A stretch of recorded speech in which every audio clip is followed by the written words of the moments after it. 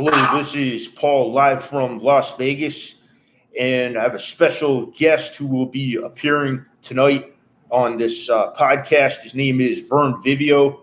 He has been in Las Vegas for 33 years, since October of 1989. He has been on the radio with John Kelly, the late Burt Jones, and John Bean.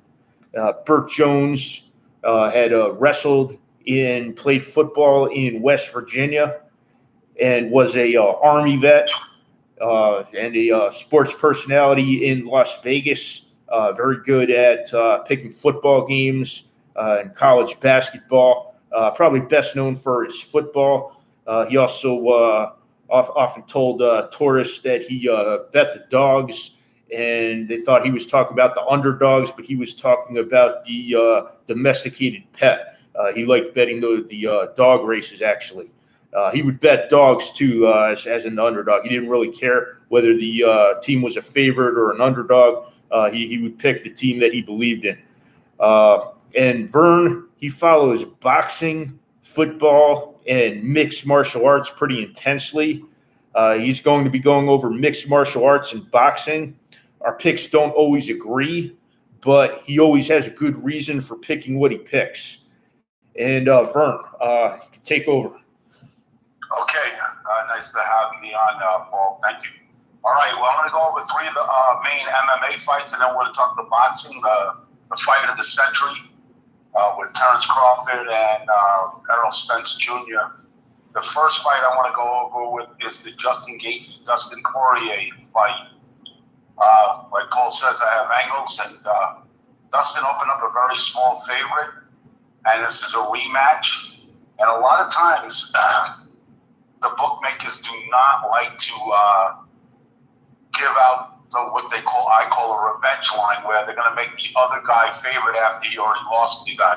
So what they'll do is make it a little bit short on the other end, and that is actually what is the revenge line, because it kind of suckers the guy that first won. Like Dustin is a small favorite, but now this go around, Paul, he beat him. He already stopped him, but he's been in that was about a 5-year fight, 5 years ago fight.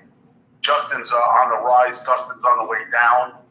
So I'm going to pick Gaethje by quick knockout in the first round or second round, and he'll get rid of Dustin, and that'll be the last of him. The next fight we're going to talk about is Tony Ferguson, Bobby Green. You got a potential Hall of Famer as a huge underdog against Bobby Green, who has average career at best. Hits pretty hard, but Tony's faced high-level competition most of his career, and he changed trainers. He had to get rid of some people, and this is life or death for him type of fight. You get him at a good plus, so I'm going to give you Tony Ferguson to beat Bobby Green in that particular matchup. Now, there's a third fight with Gabriel Bonfim and Trevin Giles. Now, here's the deal why you go against the underdog in this fight, Trevin Giles. Gabriel Bonfim is committed to the fight. I mean, no working all these jobs. Trevin works like a part-time police officer or something. His sleep hours are messed up. And you have to be 100% committed, Paul, in this life, especially when you're fighting. So take Gabriel, more talented. And Trevin's a strong kid, but the other kid's got all the time in the world to get in shape. So those are my three MMA selections. Now, let's go to the fight of the century. Errol Spence Jr., Terrence Crawford, two undefeated fighters. I caught a line that catches a couple of things that catch my attention here. A lot of people are going to bet Spence late, and he has no reason why you shouldn't bet him. The thing is, Terrence Crawford's another animal from another planet. The guy, he dissects fighters. He sees what you're doing early. He's got the highest IQ of boxing history, possibly. And once he figures out Errol Spence, I think that'll be the main reason why he'll win the fight. The over-under is over 260, under plus 210. If this gets into a slugging match, don't be shocked if he goes to the fifth or sixth round only. The other thing about Terrence Crawford, he hasn't He's been consistently active. Errol Spence had to take several years off, well, 1 year off after his car accident. He messed up his Jaguar, getting drunk, going 160 miles an hour. And he's had very limited fights. He was very active, and then once the accident, it took a year to just get his body back to normal. He gets rocked by Terrence Crawford. That car wreck is going to start showing real soon. So, no advantages for Spence, all advantages for Crawford. I picked Terrence Crawford to keep all the belts. That's about it on that end, Paul. Okay, thank you very much for your appearance and your picks. Thank you. You're welcome. And hope to have you on again. Certainly will. Thank you. Okay, great.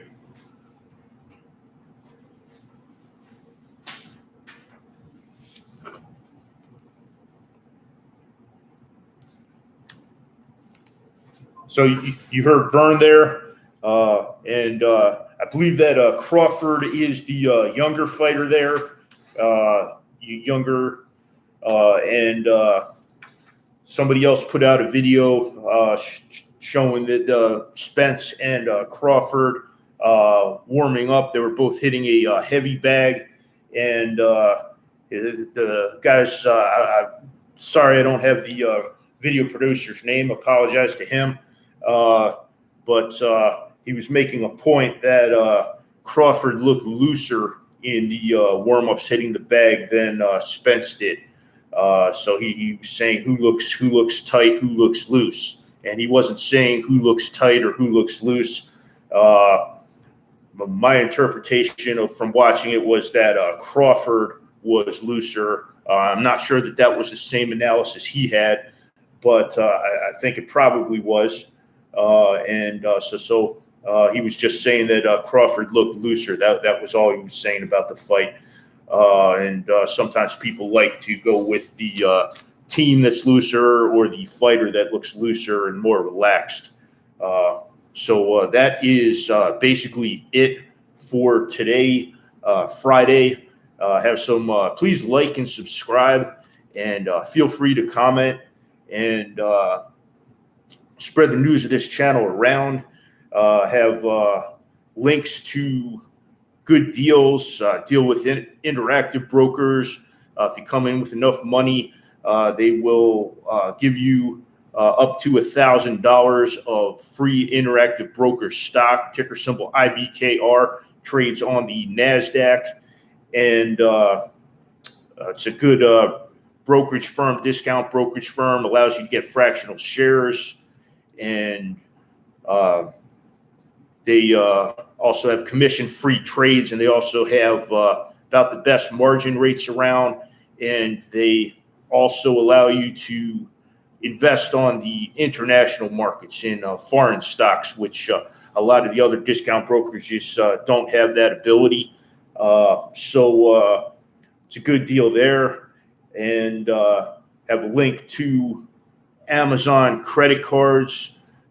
They have deal with reward points, and they are hooked up through Chase Bank as far as making payments. The payments get made to Chase Bank, and it's good to have Amazon credit card to use online at Amazon and see what you've ordered, and it's where you got it from, how much you got it for, so that if you like what you got, you can get more of it, and to have that all in one spot.